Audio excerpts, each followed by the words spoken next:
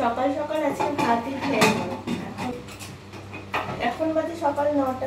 আজকে না বাবানকে স্কুলে পাঠাই নেই। সকালবেলা ভাত আর আলু ভাজা করেছি যে বাবান স্কুলে যাবে ওই জন্য, কিন্তু স্কুলে আর পাঠাইনি বাবানকে। তো এখন বাবানকে খাওয়াবো। ছোট তো এখনো ওঠেনি, এখন বাবানকে আগে ভাত খাওয়াবো, তার সঙ্গে সঙ্গে আমিও একটু ভাত খেয়ে নেবো। আমারও খুব খিদে পেয়ে গেছে, শরীরটা একদমই ভালো না।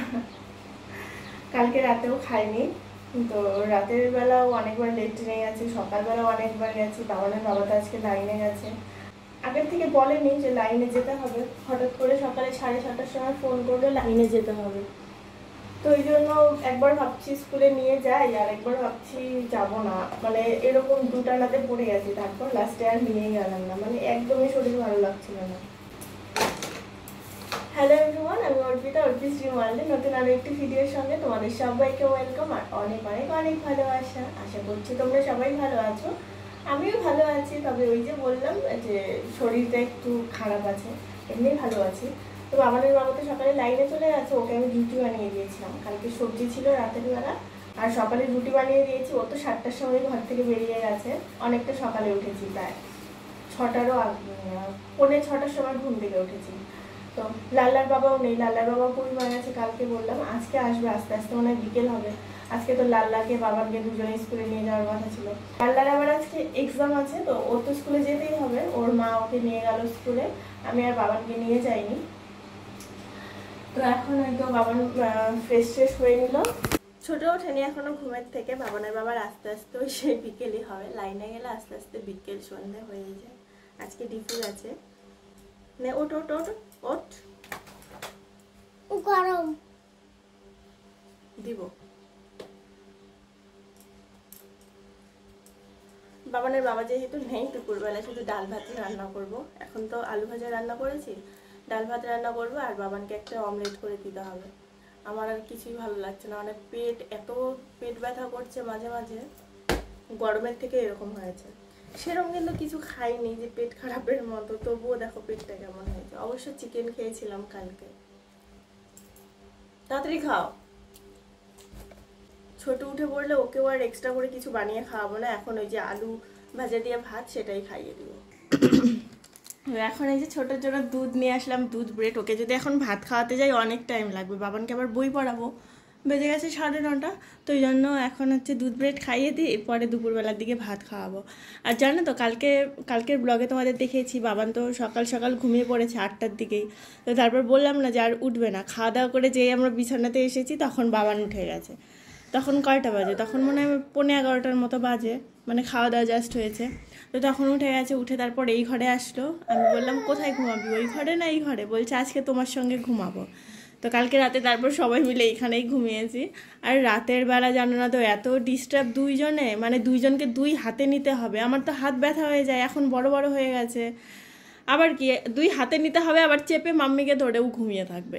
দুইজনের কত ঝগড়া, ছোট বারবার রাগ করে শুধু নিচে নেমে যায়, তুমি আমাকে ভালোবাসো না। আর ওর তো এখন শুধু একটাই টপিক, তুমি আমাকে ভালোবাসো না, তুমি আমাকে ভালোবাসো না। তো এখন ওই যে এখন আমি ফ্যানটা বন্ধ করে দিয়েছি, তাতেও রাগ, তুমি আমাকে ভালোবাসো না। মানে সব কথাতেই শুধু এখন একটাই কথা, তুমি আমাকে ভালোবাসো না। রাতে কত রাগ আমার সঙ্গে জানো তো, বারবার শুধু বিছানা থেকে নিচে নেমে এসে তারপর আমি জোর করে আবার বিছানাতে নিয়ে যাই। তো এরকম করে বাবানকে আগে ঘুম পাড়িয়েছি, তারপর এই যে ছোটকে। হাতটা তো আমার একদম পুরো ব্যথা হয়ে গেছে রাতের বেলা। দেখো না, আবার মুসকে মুসকে হাসে দুষ্টু পাখিটা। তোমাকেও বই পড়তে হবে এখন, তুমি উঠতে পারো না? হ্যাঁ ধরো আমার,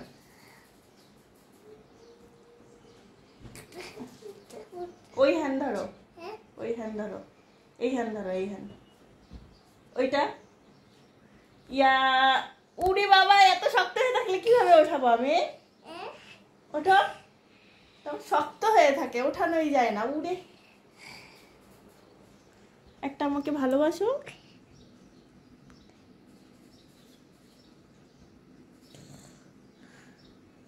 ওই দেখো আবার রাগ করে যে শুয়ে পড়ে। এইটা শুধু দিনের মধ্যে 1000বার করে রাগ করে, কোনো কারণ ছাড়াই শুধু রাগ করলেই হয়ে গেল নাকি ছোট পাখি?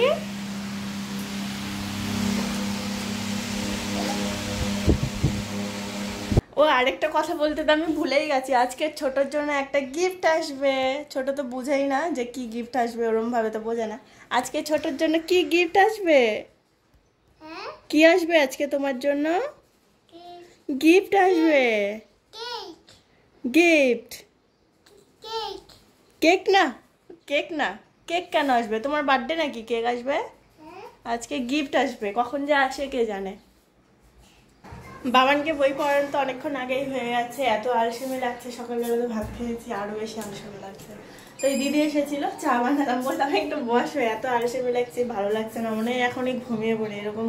মানে বসে বসে তারপর আরো সেলাই করলাম, আরো বেশি ঘুম হয়ে গেছে। তো বললো কি রান্না করবে? ওর ঘরেও দাদা নেই, আমার ঘরেও বাবানের বাবা নেই। হ্যাঁ দাও, চা শেষ। তো আমি তো ডাল রান্না করলাম, তাই বললো যে তাহলে ডাল আলু ভাজা আছে, ওগুলো নিয়ে তুমি চলো আমাদের ঘরে, একসঙ্গে সবাই মিলে খাবো। আমি ঠিক আছে, আমার এখানে ভাতও অল্প কম আছে, মানে আমার হবে, বাবানের শর্ট পড়ে যাবে, একটু কম হবে আর কি, মানে আমার আর বাবানের মিলে একটু কম হবে ভাত। তো বললো সব কিছু নিয়ে যাবে এখানে, দুজনে একসঙ্গে মিলেমিশে খাবো, আমিও রান্না করবো একসঙ্গে খাবো। ঠিক আছে। তো দিদি স্নান হয়ে আছে, স্নান পুজো হয়ে আছে, আমি তো স্নান করিনি, এখন স্নান টান করবো। যে বাসন টাসনগুলো আছে এগুলো ধুয়ে ঘরটা ঝাড় দিয়ে, জামা কাপড় ভেজানো আছে কিন্তু এখন আর ধুতে ইচ্ছে করছে না, ওই ঘরটা ঝাড় দিয়ে আর কি স্নান টান করে পুজো করে বাবানদের আবার স্নান করাতে হবে, করিয়ে ওদের ঘরে চলে যাব।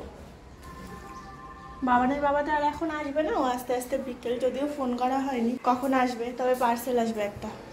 বললাম না যে ছোটোর একটা গিফট আসবে, তো সেটা কখন আসবে কে জানে। যাই হোক, আসলে তো ফোন করবেই। বাবান ওই যে বাইরে চলে গেল বুনুর সঙ্গে খেলা করতে, ছোট এখন ঘরেই আছে। ছোটোর সঙ্গে আবার আয়ুষ্মিতার মেলে না, বাবানের সঙ্গে মোটামুটি মিলে, খুবই ঝগড়া করে সবাই, সব এক বয়সী না। এইখানে এসে খাওয়া দাওয়া করে না একটু বসে আছি, দুজনে মিলে গল্প করছি, তার মধ্যেই এমন মুষলধারে বৃষ্টি নামলো, আমি এখন আর ঘরেই যেতে পারছি না। আর দাদাও চলে আসলে একটু আগে, এখন কেমন যেন বোরিং বোরিং লাগছে, এখন আর বসে থাকতে ভালো লাগছে না। কিন্তু এত বৃষ্টির মধ্যে আমি দুইজনকে নিয়ে যাবও বা কীভাবে ঘরে, এইটুকু যেতেই একদম পুরো ভিজে যাবে, আর ওরাও যেতে দিচ্ছে না, যে এত বৃষ্টির মধ্যে যাওয়ার দরকার নেই। আমি বললাম ছাতা দাও, আমি চলে যাই, ভালো লাগছে না, সব বাচ্চারা বিরক্ত করছে, সবাই ঝগড়া করছে। তো বাবানের বাবা আবার ফোন করলো, আমি চলে এসেছি, অফিসে আছি, বৃষ্টির জন্য তো ঘরেও যেতে পারছি না। দিদি বললো যে সব কিছু নিয়ে তো এখানে এসেছে, বাবানের বাবা আসলে এখানেই খাওয়া দাওয়া করে একবারে যাবে। বললাম ঠিক আছে আর কি, বসে থাকি, বাবানের বাবা আসলে না হলে সবাই মিলে আর একটু গল্প করা যাবে বসে বসে।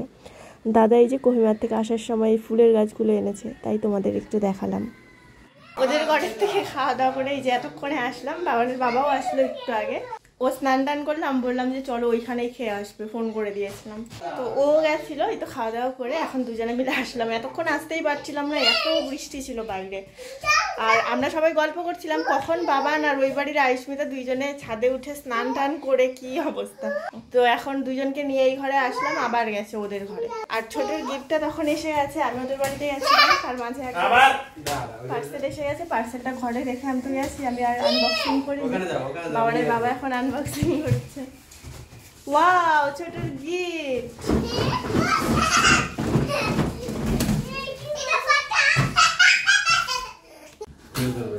ছোট কি এটা?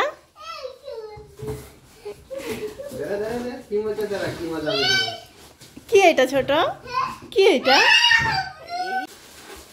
ওয়াও,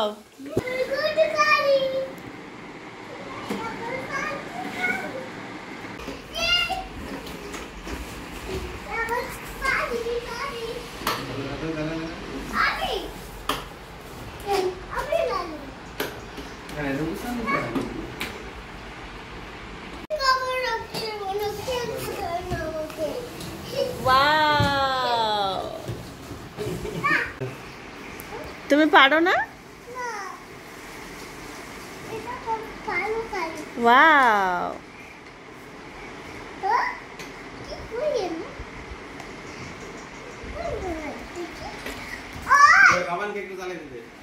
বাবান চালাতো বাবা,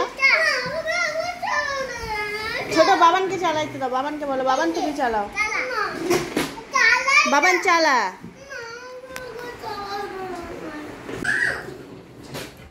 ছোট চলো ঘুমাবো এখন। ছোট এই দেখো গাড়ি পেয়ে কত যে খুশি, বাবানকে গাড়ি ধরতেই দিচ্ছে না। এই বাবার ব্যথা পাবে তো, দাদা ভাই ব্যথা পাবে। ছোট এটা কার গাড়ি? এটা কার গাড়ি? আমাকে একটু দিবে? এখানে বসবো। ওই দেখো দুইজনে কত ঝগড়া করে, কি করবো বলো তো? ওকে গাড়ি দিলাম, এখন ওর রাগ। না না, এতদিন বাবানের বাইক ছিল, বাবান বাইক ধরতে দিত না মাঝে মাঝে। এখন ওই ছোট, এখন এইটা তো ছোটোর জন্য কেনা হয়েছে, দুজনেই চালাবে। ছোট এখন ধরতে দিচ্ছে না। তো চলো এখন ঘুমাবো, 5টা বাজে, ঘুমাবো এখন। চলো চলো চলো, মাম্মি ভালোবাসবে, চলো। দুইজনকেই আগে ঘুম পাড়িয়ে দিলাম, কেউই ঘুমোতে চাইছিল না, গাড়ি নিয়ে খেলা করবে। বাবান কতক্ষণ ওই গাড়ির কার্টুনের ভিতরে শুয়েছিল, তারপর বলে বলে যে ঘুম পাড়ালাম, সন্ধ্যা লেগে গেছে অলরেডি। আজকে ঘুম থেকে উঠতে উঠতে অনেক দেরি হবে। ওরা না ঘুমালে না আমি ঠিক করে ভিডিওটা এডিটিং করতে পারি না, ওই জন্যই জোর করেই ঘুম পাড়ালাম সন্ধ্যাবেলাতেও।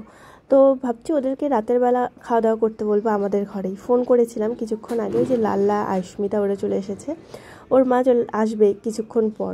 তো চলো বন্ধুরা, আজকের মতো ব্লগটাকে এখানেই শেষ করছি, আবার ফিরে আসবো কালকে একটা সুন্দর ব্লগের সঙ্গে। টাটা।